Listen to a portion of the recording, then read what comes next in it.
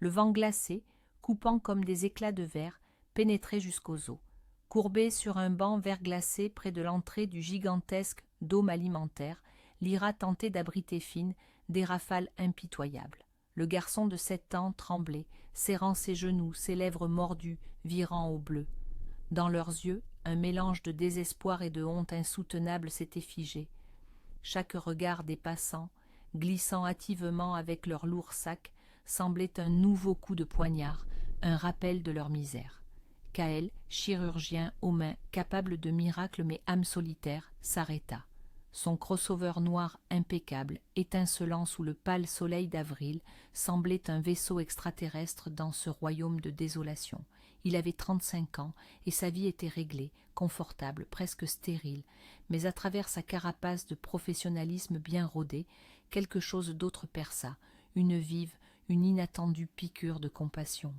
Ils gelaient, leurs besoins étaient criants, presque physiquement palpables. « Excusez-moi, est-ce que tout va bien ?» La voix de Kaël était inhabituellement douce, teintée de sollicitude. Lyra secoua juste la tête, son regard éteint.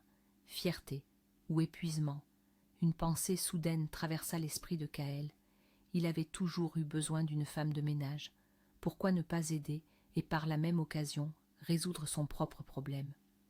Je m'appelle Kaël. Je cherche une aide à domicile.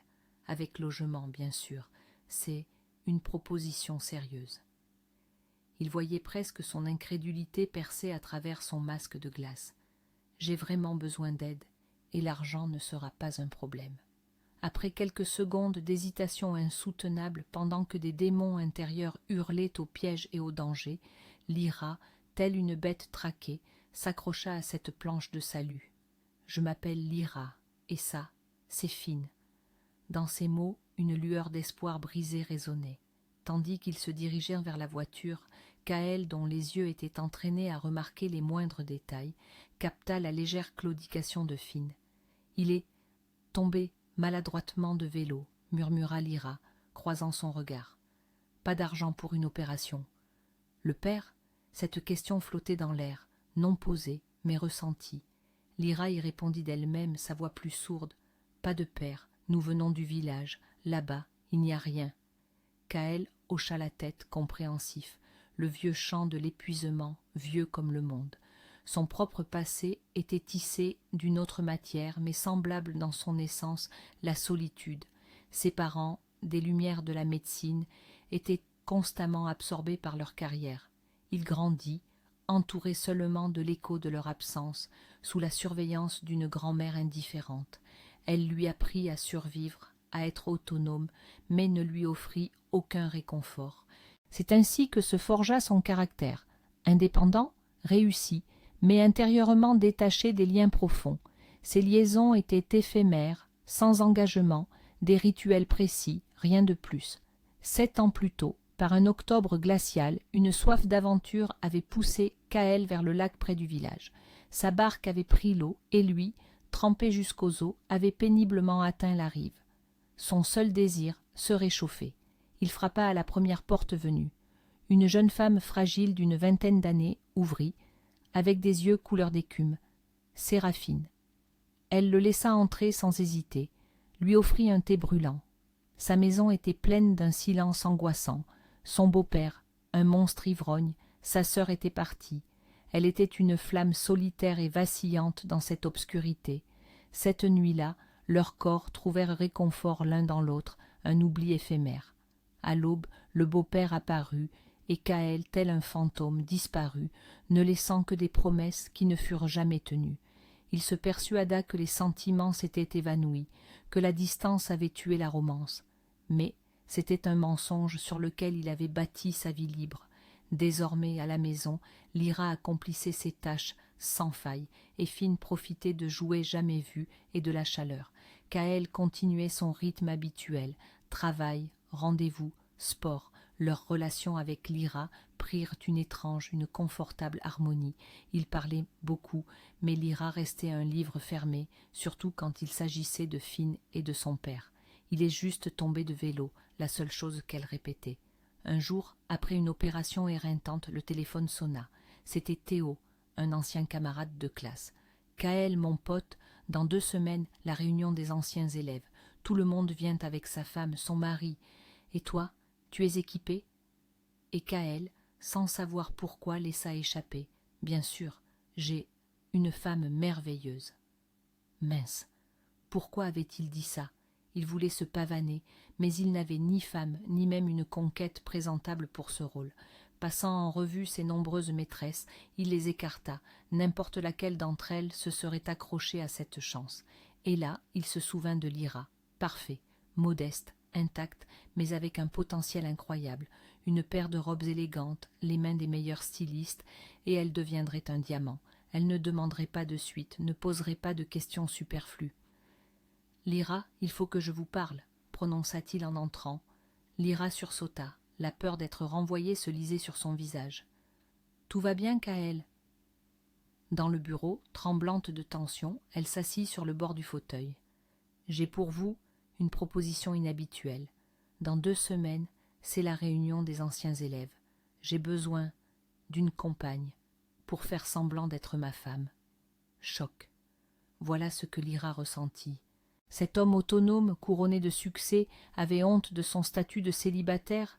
Et Finn, lâcha-t-elle, ce n'était qu'un prétexte pour gagner du temps. Finn restera à la maison, il est grand maintenant, et vous vous changerez les idées, vous recevrez une récompense généreuse, vous ne reverrez plus ces gens. La voix de Kaël était persuasive, et Lyra, serrant les dents, accepta. Le lendemain, Kaël lui apporta une robe couleur nuit, fluide, parsemée de paillettes, des chaussures vernies à talons vertigineux. Lorsque Lyra essaya cette splendeur, Kaël se figea, le souffle coupé. « Est-ce vraiment moi ?» murmura Lyra en se regardant dans le miroir. Ce n'était que le début. Le meilleur salon de beauté, coiffeur, maquilleur, manucure. Quand elle sortit, Kaël, connaisseur averti de la beauté, se tenait là, stupéfait. Une coiffure haute et sophistiquée, un maquillage délicat soulignant sa peau de porcelaine.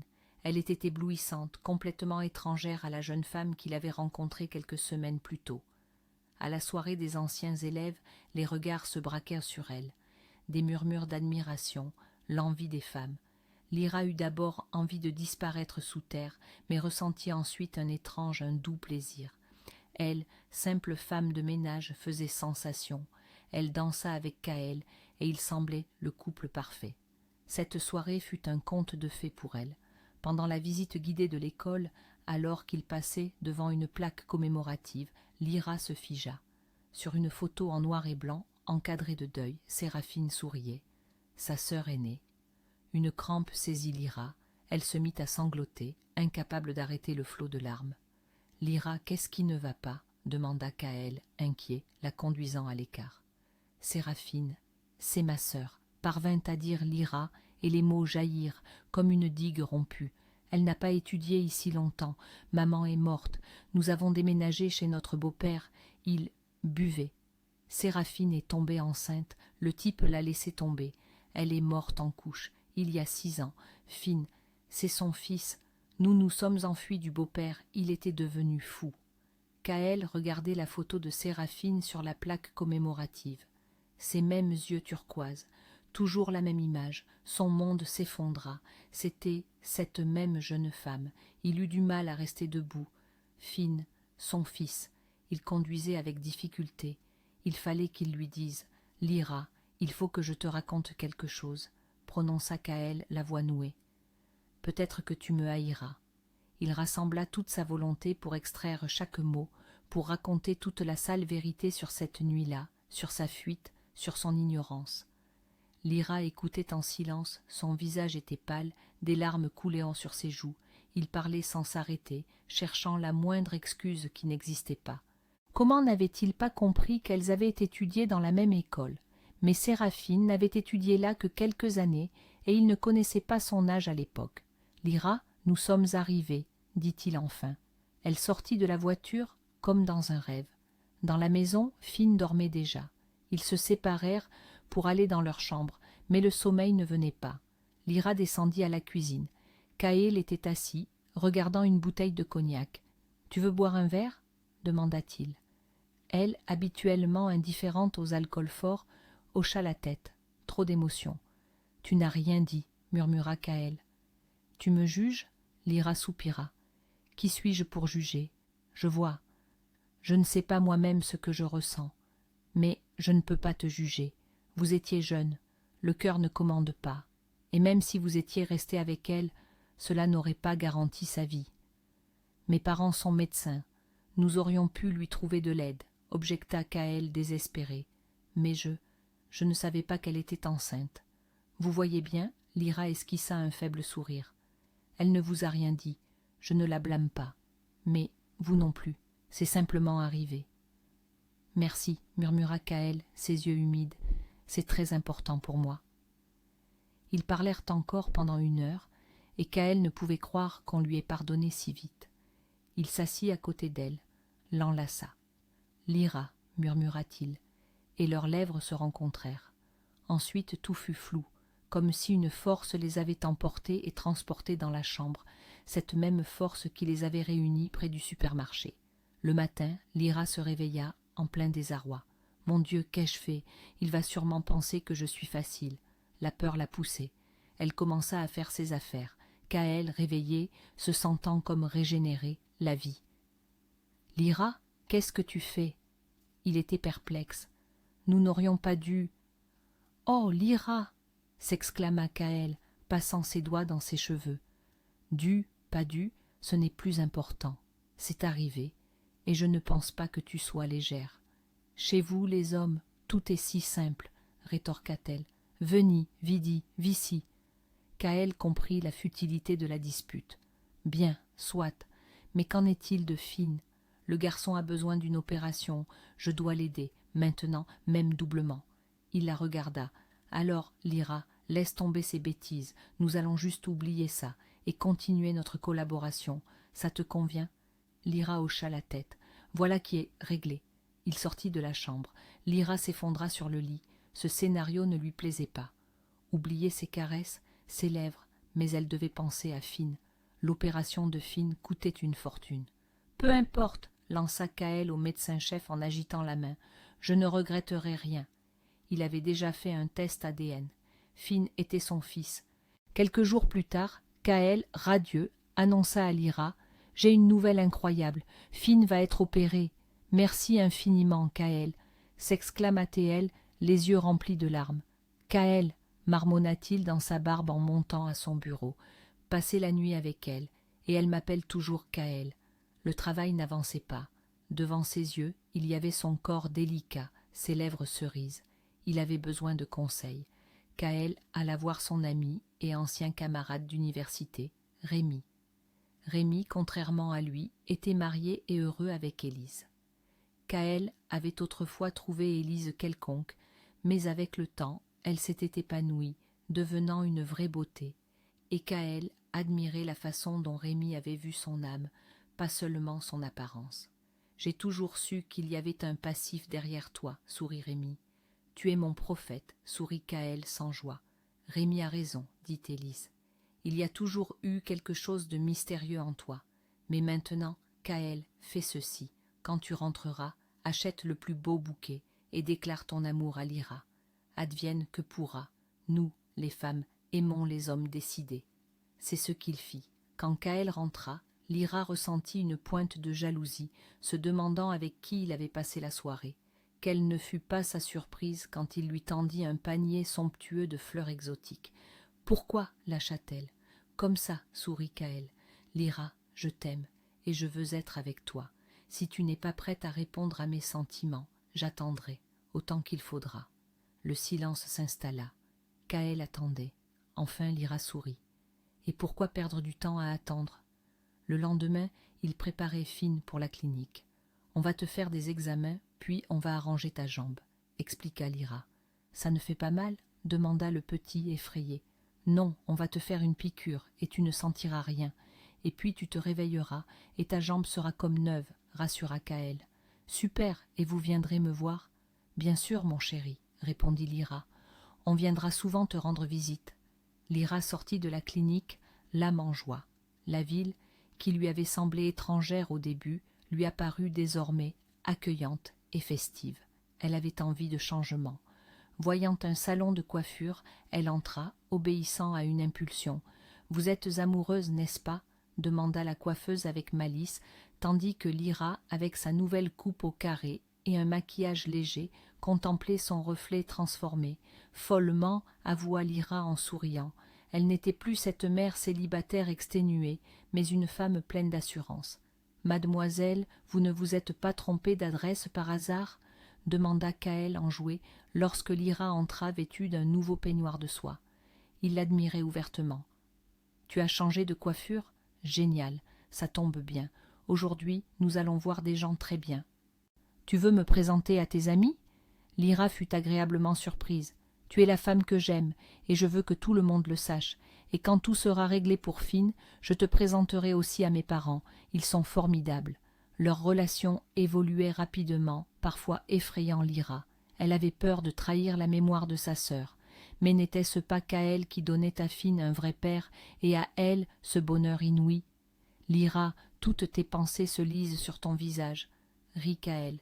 Tu penses sûrement que tu ne vas pas plaire à mes parents, je leur ai déjà tout raconté sur toi. Les Dubois étaient enchantés par Lyra. Ça, c'est une femme, dit Rémi avec approbation. Je te conseille de ne pas la laisser filer. Tu crois que je ne le sais pas moi-même ? Sourit Kaël, rayonnant de bonheur. Lyra, tu es la seule femme de Kaël avec qui j'ai envie de parler constamment, avoua Élise. Quel genre de femme? Des snobs raffinés qui rêvent de mettre la main sur un bon parti. Toi, tu es super, authentique. Je veux vraiment que tu deviennes mon amie. Finn se rétablissait. Kaël lui faisait personnellement des massages et Lyra le faisait marcher dans les pièces et dehors. Un mois plus tard, Finn pouvait marcher sans aide. « Nous y sommes arrivés !» scandaient-ils tous les trois. Kaël acheta du champagne et un milkshake pour Finn afin de célébrer leur première victoire importante. Au cimetière, où régnait un silence seulement troublé par le cri d'une corneille, ils se tenaient devant une tombe envahie de saxifrages.